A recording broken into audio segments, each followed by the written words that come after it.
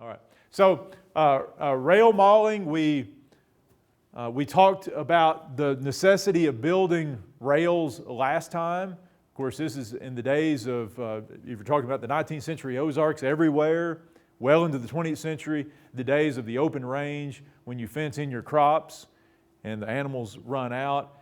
And in those days, you didn't have barbed wire, so it didn't come to the Ozarks till the 20th century.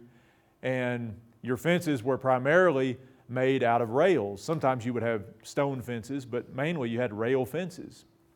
And a rail mauling was, as it sounds like, it was a group project where you brought people from the community together and you just you made a bunch of rails. Cut down trees, split the logs into rails, and there you go. I was looking at let's see if I can find, here it is. Now this is a lot of, we've all heard of Abe Lincoln, the rail splitter, as a young man. That's what he was making. He was making fence rails. If you never knew what a rail was that he was splitting, he was splitting logs into rails.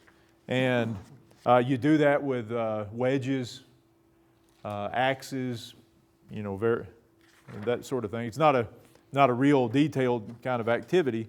But I was looking at this. This is an old diary of a young man whose family moved from Virginia into central Missouri in 1819.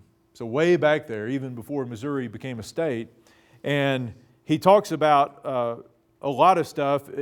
His diary's not real wordy, but it's a kind of the perfect insight into life on the rural frontier of Missouri, kind of the northern edge of the Ozarks at that time. He talks about going to log rollings and camp meetings and different things that we have talked about and will talk about this semester. But one of the things I thought was interesting is in March and April of 1820, on several days, he and his brothers spent splitting rails. And he mentions one day, March 22nd, 1820, he and his brothers split 300 rails. Now, that's a lot of work. That's a whole lot of logs and a lot of rail splitting.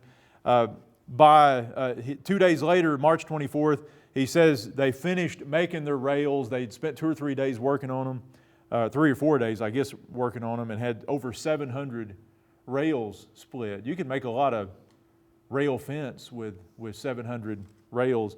And then he mentions in early April 1820, April 7th and 8th, he and his brother, two of his brothers, Thomas and John, this guy's name is James Campbell, or Camel, as they probably said it back in those days.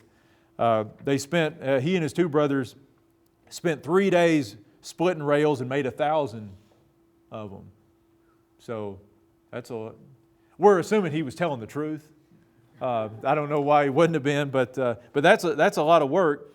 And then he mentions a few days later there's a log rolling at a neighbor's house. Then he mentions the very next day there's a log rolling at the Campbell house, at his house. And so there's a lot of neat stuff, a lot of insight into that. And he also mentions a house raising and a crib raising. Is that the type of fence you're speaking of? Yeah, those are. So which one is the rail? Is it just one individual? Yeah, each one of these is a It really doesn't seem rail. like that much then, because if you figure like 10 and then so 70, if it were 700, Oh, you mean it's not actually going to go that far? Right. Right. Yeah. Right. That's why they need so many of them. Right. 700. Right. Yeah. If you're talking about, it's not going to go around this campus. Right. Oh yeah. Yeah. But that's why they cut 700, and then a week and a half later, here they are making 1,000 more of them, and I'm sure made more than that. And that would be incentive for me to have really small fields. Really small crops. It'd be a lot of work. And I think earlier I mentioned that a standard length for these rails is probably about 10 feet. I was reading one account from pre-Civil War Missouri where the guy said they always cut theirs 10.5 feet. I'm not sure why the 10.5. There may have been a reason for that. He didn't say. But, you know, these are pretty long rails. I was just going to say, actually at my parents' house, we have a split rail fence. Uh-huh. And I've had to build it a couple You've of had, times. yeah. Yeah, it's not a lot of fun. Yeah. Do you remember what kind of wood you used? I think we use cedar just because we have a lot of Right. trees on our property. Yeah, that makes sense. And every now and then, for the most part, they lived there for like 30 years. And I think we did some touch-up work on it like one time. Right. Yeah. Yeah. The cedar will last quite a while. And I have never split rails. I've made cedar posts, split cedar logs to make posts with, and it's the same concept. Yeah.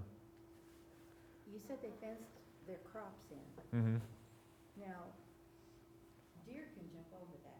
Yeah, this is Rabbits can get. that's through just for looks. Did they make them high enough that the deer couldn't get in? In the 19th century, deer could not jump as well as they could. Oh, come on.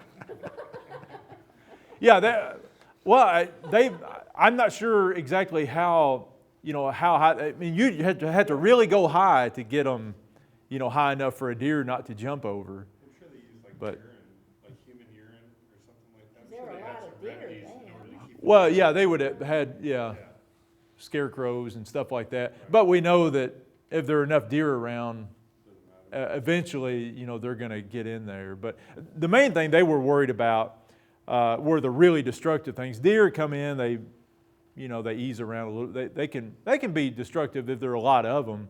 But hogs were, just can tear up stuff terribly. And so that they were really wanting to keep the hogs and the cattle out of the fields. And if you've ever tried to garden or do anything in the Ozarks, deer. There's just a certain amount of deer you'll have to put up with, and there's always the chance of shooting them too when they come around. So that may not be half bad. Yeah.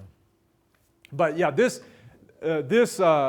photo. I think I got this photo from one of the national park websites or something. It's just for looks there. It's obviously not, it just peters out there, and it's obviously not doing anything now. But and then if you were really industrious, some farmers would have little kind of stairways over the rail fence so that you didn't have to crawl up there all haphazardly and fall off. You just kind of walk over. You still see some people today who build fences and put little walkways over them, or have little ingenious little things where a human can kind of maneuver through and a cow can't do it, that sort of thing. But we talked about the log rollings already. All these were kind of tied together. They were all activities of the frontier, and activities that continued in neighborhoods for years afterward. Because one of the things that happens, even after your family has been in the rural Ozarks for a generation or 2 generations or 3 generations, you've been farming all this time, and eventually you kind of wear out the land. And in the 19th century, you didn't have commercial fertilizer or anything like that. You had, manure from animals, but that only goes so far. And eventually, farm families would decide to clear new land. And when that happened, you're back to your log rollings and that sort of stuff. So that was an activity that continued to go on. And families continue to build corn cribs and barns and houses and all that kind of stuff. So you still have these house raisings and barn raisings that continue into the 20th century.